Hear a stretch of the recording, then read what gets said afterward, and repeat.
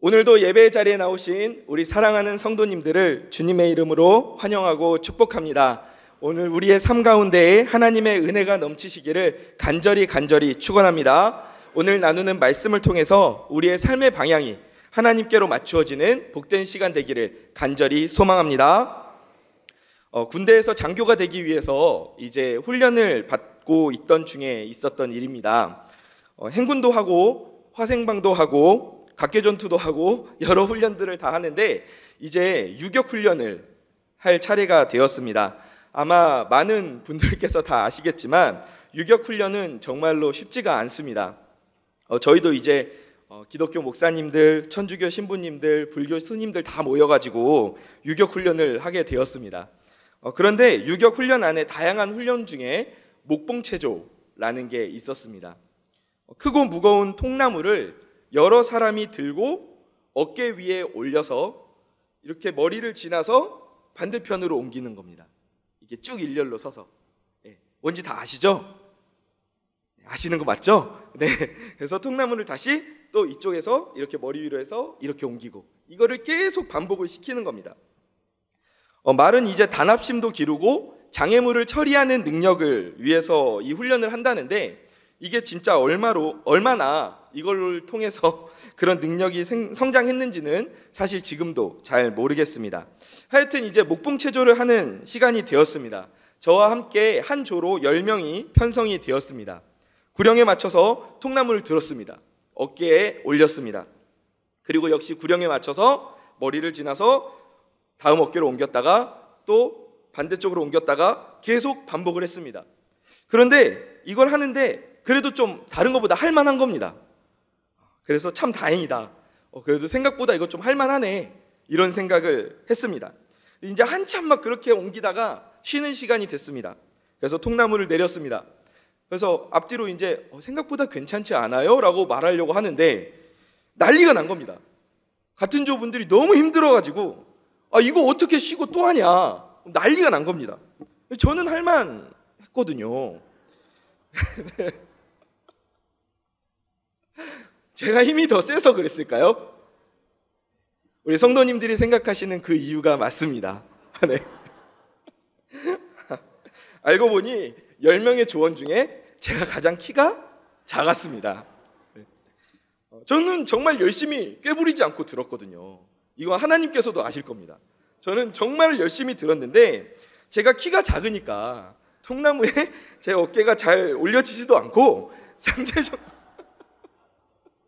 상대적으로 이렇게 옮길 때 힘이 덜 들었던 것입니다. 그때까지 저는 살면서 제 키가 제 인생의 부족한 부분이라고 생각을 했습니다. 저는 그날 제 인생을 살면서 처음으로 제 키를 너무 크지 않게 만드신 하나님께 무한 감사했습니다.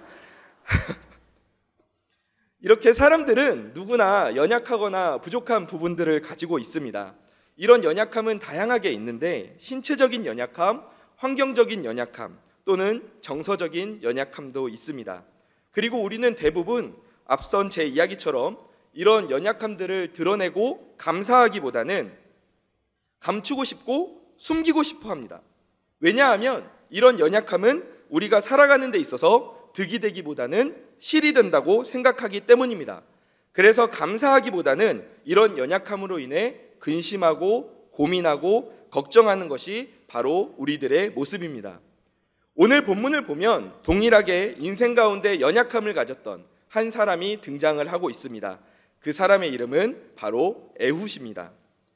사사기를 보면 이스라엘 백성들의 영적인 타락, 그리고 회개, 그리고 하나님께 부르짖을 때 하나님께서 사사를 보내셔서 구원하시는 그 하나님의 은혜, 이것이 계속해서 반복해서 나타납니다. 그리고 이 반복대로 하나님께서 온니엘이라는 사사를 보내셔서 이방 나라를 물리치셨고 그리고 40년간 이스라엘은 평안한 시절을 보내게 되었습니다. 그리고 나서 오늘 본문 12절을 보면 이렇게 말씀이 나와 있습니다.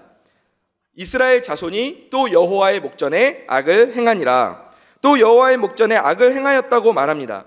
하나님께서 이스라엘을 구원해 주셨는데 시간이 지나면서 다시 이방신들을 섬기고 숭배하는 행동을 시작했던 것입니다. 그래서 하나님께서는 어떻게 하십니까? 12절 후반부에 이렇게 말씀하십니다. 이스라엘 자손이 여호와의 목전에 악을 행함으로 여호와께서 모압 왕 에글론을 강성하게 하사 그들을 대적하게 하시매. 아멘. 하나님께서는 이방 나라인 모압을 사용하셔서 영적 타락에 빠진 이 이스라엘을 치기 시작하십니다. 그 결과 어떻게 됩니까? 13절 말씀입니다. 에글론이 암몬과 아말렉 자손들을 모아 가지고 와서 이스라엘을 쳐서 종려나무 성읍을 점령한지라. 모압 군대가 암몬과 아말렉과 연합하여 이스라엘로 쳐들어옵니다. 그리고 종려나무 성읍을 점령합니다. 이 종려나무 성읍이 어디냐 하면 바로 여리고입니다. 여리고 모두 아시지 않습니까? 여리고는 이스라엘이 가나안 정복 전쟁을 시작하면서 차지했던 가나안 땅 중에서도 기념비를 세울 만한 그런 곳입니다. 하나님의 역사하심이 생생하게 펼쳐졌던 그 땅이 바로 여리고 땅입니다. 그런데 이제 그 땅을 다시 이방 민족에게 빼앗겨 버렸습니다. 정말 이스라엘 민족에게는 뼈아픈 일입니다. 그리고 여기에서 그치는 것이 아니라 14절 말씀입니다. 이에 이스라엘 자손이 모압 왕 에글론을 18해 동안 섬기니라. 이스라엘 자손이 모압을 18년 동안이나 섬기게 됩니다. 앞서 운니엘 때에는 8년간 지배를 받았는데 이번에는 18년입니다. 결국 이런 이방 나라의 통치 가운데 있던 이스라엘이 또다시 하나님께 부르짖기 시작합니다. 그리고 이에 대해서 하나님께서는 조치를 취하시는데 오늘 본문 15절 말씀 우리 함께 읽어보도록 하겠습니다. 시작. 이스라엘 자손이 여호와께 부르짖음에 여호와께서 그들을 위하여 한 구원자를 세우셨으니. 아멘. 이제 하나님이 드디어 움직이기 시작하십니다. 내가 너희를 위해서 누구를 세우신다고 말씀하십니까? 한 구원자를 세우시겠다고 말씀하십니다. 앞서 사사로 발탁되었던 사람은 갈렙의 조카였던 온니엘이었습니다. 뭔가 말만 들어도 굉장한 사람이지 않습니까? 갈렙의 조카입니다. 그러면 하나님께서 이번에는 어떤 대단한 사람을 세우셨을까요? 이어지는 15절 하반절 말씀 이어서 읽겠습니다. 그는 곧 베냐민 사람 게라의 아들 왼손잡이 에훗이라. 이스라엘 자손이 그를 통하여 모압 왕 에글론에게 공물을 바칠 때에. 하나님께서는 누구를 사사로 세우셨습니까? 에훗이라는 사람을 사사로 세워주십니다. 그런데 이 에훗이라는 이름 앞에 설명이 붙습니다. 뭐라고 붙었습니까? 왼손잡이라는 설명이 붙었습니다. 왼손잡이야 우리 여기 모이신 성도님들 중에도 계실 것이고, 그리고 우리가 흔히 살면서 만날 수 있는 분들이기 때문에, 특징이기 때문에 별 느낌이 들지 않을 수 있습니다. 그런데 원문을 번역해 보면 이 말이 단순한 왼손잡이가 아닙니다. 오른손이 닫혀 있다, 오른손에 제한이 있다라는 뜻입니다. 그러니까 에훗은 지금 양손을 모두 다 자유롭게 사용할 수 있는 사람이 아니었습니다. 에훗은 오른손을 자유롭게 사용할 수 없는, 신체가 불편한 사람이었습니다. 옛날이나 지금이나 왼손잡이보다는 오른손잡이가 더 많고, 그러다 보니까 시대나 민족을 초월해서 대개 왼편보다는 오른편을 사람들이 더 많이 선호했습니다. 그러다 보니까 왼손을 쓰는 사람은 무시당하기 일쑤였고, 심지어 고대에는 왼손을 쓰는 사람을 악을 저지르는 사람이라고 오해하기도 하였다고 합니다. 그런데 지금 에훗은 왼손을 쓰는 데다가 오른손이 불편하기까지 합니다. 그러니까 당시 에훗이 받았을 그런 대접이 쉽게 상상됩니다. 게다가 앞선 사사였던 온니엘과 비교해 봤을 때 가문에서도 밀립니다. 또 가장 작은 지파인 베냐민 지파 출신입니다. 이렇게 봐도 저렇게 봐도 사사나 리더가 되기에는, 지도자가 되기에는 뭔가 부족해 보이는 인물이 바로 에훗이었습니다. 그런데 더 당황스러운 것은 베냐민 지파의 베냐민의 뜻이 오른손의 아들인데, 하필이면 그 지파에서 오른손을 쓸 수 없는 에훗을 하나님이 선택하셨다는 것입니다. 그렇다면 왜 하나님께서는 그 수많은 사람들 가운데 에훗을 선택하셨을까요? 이스라엘에 뛰어난 가문이 그렇게 많고, 몸도 훨씬 건강한 사람들도 많았을 것이고, 훨씬 더 대단하고 똑똑한 사람들도 많았을 텐데 왜 하나님께서는 에훗을 굳이 사사로, 구원자로 세우셨을까요? 결론적으로 하나님은 에훗을 통해 보여주고자 하셨습니다. 인간의 능력으로 이 모든 전쟁을 이길 수 있는 것이 아니라 바로 나 여호와 하나님의 능력으로 이 모든 전쟁을 이길 수 있다. 아멘. 모든 우주의 주권자 되시며 모든 것을 아시는 하나님께서는 작은 자를 통해서도, 미약한 자를 통해서도, 약점이 있는 그 에훗을 통해서도 위대한 일을 이루실 수 있음을 하나님께서는 보여주셨던 것입니다. 실제로 에훗은 오늘 본문 이후에 모압 왕 에글론에게 나아갑니다. 공물을 바치고 은밀하게 할 말이 있다고 왕과 1대1로 만납니다. 그리고 나서 그를 죽이게 됩니다. 그런데 이 과정에서 심지어 큰 칼을 오른쪽 허벅지에 숨겨서 들어갔는데도 전혀 의심을 받지 않았습니다. 왜 그렇습니까? 왜냐하면 당시 에훗은 몸이 불편한 사람이었고, 그래서 정서상 에훗이 이런 일을 벌일 거라고는 사람들이 의심을 할 수가 없었습니다. 상상할 수가 없었습니다. 설령 입구에서 몸수색을 당하더라도 주로 오른손잡이들이 칼을 왼쪽에 차니까 왼쪽 허리나 허벅지를 수색을 당하지 오른쪽을 수색당할 일은 없었습니다. 결국에 에훗은 모압 왕을 죽이는 데 성공하고 왕궁을 탈출합니다. 그리고 다시 이스라엘 백성들을 이끌고 모압 사람들과 전쟁을 시작하는데 사사기 3장 27절에서 30절까지의 말씀입니다. 우리 함께 한 목소리로 읽어보겠습니다. 그가 이르러 에브라임 산지에서 나팔을 불매 이스라엘 자손이 산지에서 그를 따라 내려오니 에훗이 앞서가며 그들에게 이르되 나를 따르라. 여호와께서 너희의 원수들인 모압을 너희의 손에 넘겨주셨느니라 하매 무리가 에훗을 따라 내려가 모압 맞은편 요단강 나루를 장악하여 한 사람도 건너지 못하게 하였고 그때에 모압 사람 약 10,000명을 죽였으니 모두 장사요 모두 용사라. 한 사람도 도망하지 못하였더라. 그날에 모압이 이스라엘 수하에 굴복하매 그 땅이 80년 동안 평온하였더라. 아멘. 하나님께서 이 전쟁을 승리하게 하신 줄 믿습니다. 에훗은 이 사실을 잘 알고 있었습니다. 그래서 28절 말씀에서 에훗이 선포한 것입니다. 하나님이 모압을 이스라엘의 손에 넘겨주셨다. 하나님이 모압을 이스라엘의 손에 넘겨주셨다. 아멘. 그리고 이스라엘이 하나님과 함께 나아가자 그 결과 10,000명이나 되는 모압의 용사들을 상대로 전승을 거두는 놀라운 역사를 경험하게 된 것입니다. 그리고 이스라엘에게 80년간의 평온이 찾아오게 됩니다. 만약 에훗이 신체가 자유로운 사람이었다면 이렇게 왕을 1대1로 만나지 못하였을 것입니다. 누구도 몸이 불편한 에훗, 작은 베냐민 지파 출신의 에훗에게 이런 일을 기대하지 않았습니다. 그런데 오른손을 사용할 수 없는 이 에훗의 약점이 하나님의 손에 붙들리자 하나님과 이스라엘을 위한 강점으로 쓰임받게 된 것입니다. 에훗이라는 이름의 뜻은 영광이 어디에 있는가라는 뜻입니다. 그렇다면 영광은 지금 어디에 있습니까? 바로 이 작은 자 에훗을 사용하여 승리하게 하신 여호와 하나님께 있는 줄 믿습니다. 아멘. 우리 모두는 에훗과 같이 각자의 연약함을 가지고 있습니다.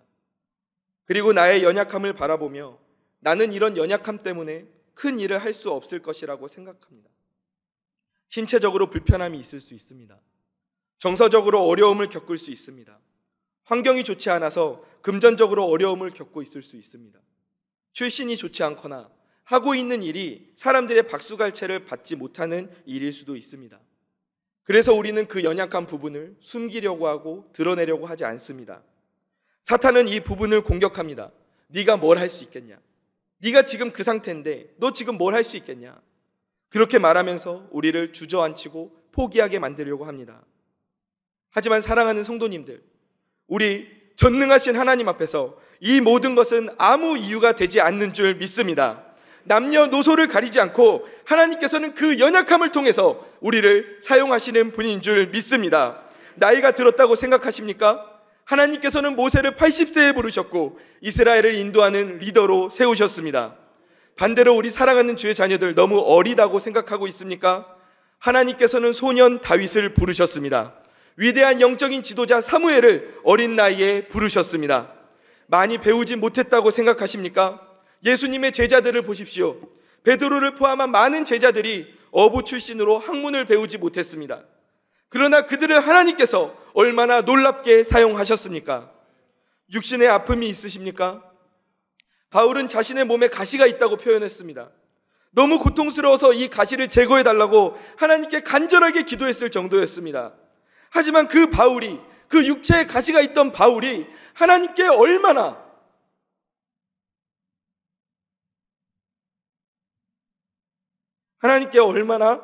크게 쓰임을 받습니까? 우리는 위대한 일을 이루려면 나 자신이 위대한 능력을 가져야 한다고 생각합니다. 그래서 끊임없이 세상은 우리가 자기 개발을 해야 된다 말하고, 노력해야 된다고 말하고, 능력을 키워야 된다라고 말합니다. 그리고 우리는 약점을 줄이려고 했습니다. 그것이 나쁜 것은 아닙니다. 하지만 우리가 잊지 말아야 할 것은 우리의 모든 한계를 뛰어넘어서 하나님께서 오늘 우리 삶 가운데 역사하시고 계시다는 분명한 사실인 줄 믿습니다. 이 믿음을 가지시기를 주님의 이름으로 간절히 축원합니다. 아멘. 주 안에 기쁨 누림으로 마음의 풍랑이 잔잔하니 세상과 나는 간 곳 없고 구속한 주만 보이도다. 아멘. 이 고백은 페니 크로스비라는 분이 작사한 곡입니다. 예수를 나의 구주 삼고 라는 곡입니다. 세상과 나는 간 곳 없고 구속한 주님만 보이도다. 그런데 이 페니 크로스비라는 분은 생후 6주에 시력을 잃고 평생을 앞을 못 보고 사셨습니다. 그럼에도 예수를 나의 구주 삼고 예수께로 가면 등등 역사상 가장 많은 찬송가를 작사하신 분으로 하나님께 쓰임을 받았습니다. 페니 크로스비는 세상을 볼 수는 없었습니다. 하지만 그럴기에 더욱더 하나님을 잘 볼 수 있었습니다. 하나님은 페니 크로스비를 통해서 이렇게 아름다운 찬송 시들을 쓰게 하셨고, 그리고 이를 통해서 수많은 사람들이 이 찬양들을 통해 은혜를 누리게 하셨습니다. 사랑하는 성도님들, 아직도 나의 연약함으로 인해 좌절하고 계십니까? 절대 포기하지 마십시오. 우리의 구원자 되시는 예수 그리스도께서 연약함의 극치인 십자가에 달려 죽으셨으나 3일 만에 다시 부활하신 줄 믿습니다. 우리도 연약함 가운데 날아오르는 그 충만한 은혜를 누리게 될 줄 믿습니다. 그러므로 우리가 해야 할 일은 무엇입니까? 이렇게 우리의 연약함을 사용하시는 하나님을 내 인생의 주인으로 모시는 것입니다. 하나님과 함께 동행하면서 사는 것입니다. 하나님께 우리 인생의 모든 소망을 두어야 할 줄 믿습니다. 세상은 어떻게든 우리의 연약함을 자신들의 이득을 통해서, 자신들의 이득을 위해서 이용해 먹으려고 덤벼듭니다. 하지만 우리 주님께서는 그 연약함을 바라보시며 위로하시고 미소 지어 주시는 줄 믿습니다. 그리고 우리에게 이렇게 말씀하십니다. 이사야 41장 10절 말씀 함께 크게 한 목소리로 읽어보겠습니다. 두려워하지 말라, 내가 너와 함께함이라. 놀라지 말라, 나는 내 하나님이 됨이라. 내가 너를 굳세게 하리라. 참으로 너를 도와주리라. 참으로 나의 의로운 오른손으로 너를 붙들리라. 아멘. 에훗은 오른손을 자유롭게 사용할 수 없었습니다. 그러나 하나님께서 강한 오른손으로 그를 붙들어 주셨습니다. 에훗을 붙들어 그의 연약함을 놀랍게 하나님 나라를 위해서 사용하셨던 그 하나님께서 오늘 우리를 의로운 오른손, 강한 오른손으로 붙들어 주시는 줄 믿습니다. 우리를 에훗과 같이 하나님 나라를 위하여서 크게 사용하여 주실 줄 믿습니다. 내 안에 한계를 뛰어넘어서 작은 자인 우리를 당신의 나라를 위해 귀하게 사용하여 주실 줄 믿습니다. 그러므로 우리는 오직 하나님만 붙잡고 좌절하지 않고 끝까지 주님만 붙잡으며 주님과 동행하며 살아가면 되는 것입니다. 사랑하는 성도님들, 영광은 어디에 있습니까? 영광은 어디에 있습니까? 오직 하나님께 있는 줄 믿습니다. 이렇게 위대하신 하나님, 능력의 하나님을 이 시간 함께 찬양하며 나아가기를 원합니다.